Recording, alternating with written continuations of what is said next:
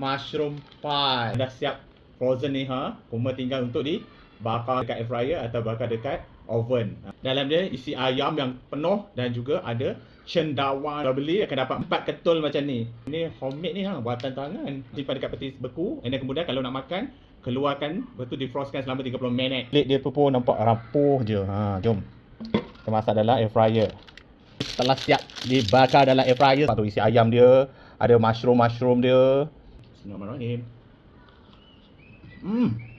Kulit pie dia yang rapuh rangut-rangut bila kita bakar. Dan kemudian inti dia yang penuh, ada isi ayam yang besar, lepas tu ada cendawan-cendawan dengan sos bolognese tu.